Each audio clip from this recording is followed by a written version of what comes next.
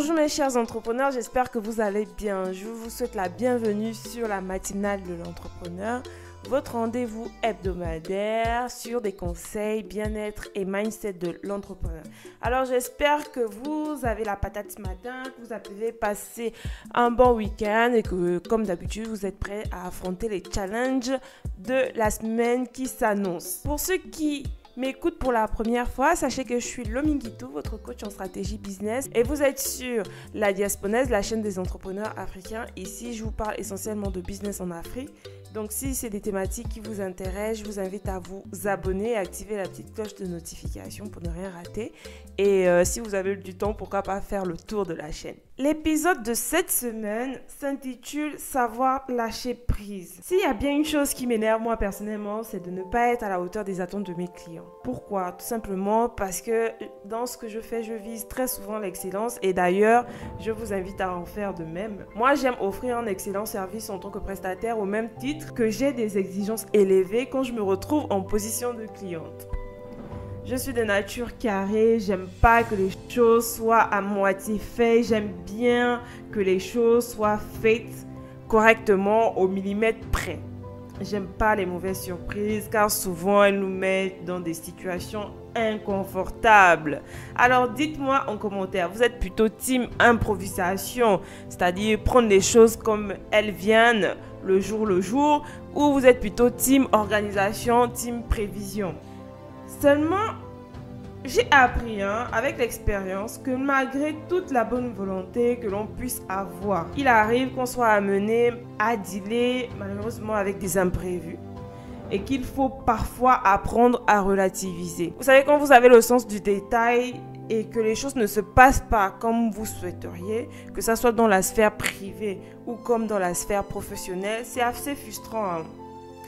Donc, par exemple, dans la sphère professionnelle, puisqu'on est sur une chaîne des entrepreneurs, si une prestation ne se passe pas comme prévu, au lieu de vous énerver, de pleurer, de stresser, asseyez-vous, buvez un coup, allez-y faire les 100 pas, il n'y a pas mort d'homme en fait.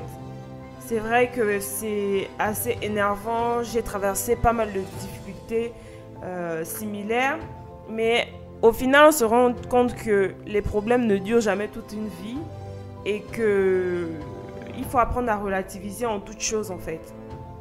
Donc, asseyez-vous et réfléchissez quand ces périodes arrivent. Votre réaction ne doit pas être de vous lamenter parce que vous avez échoué par rapport à vos prévisions. Vous devez plutôt réfléchir. Réfléchissez les amis sur comment sauver les meubles. Vraiment, ça doit être votre leitmotiv.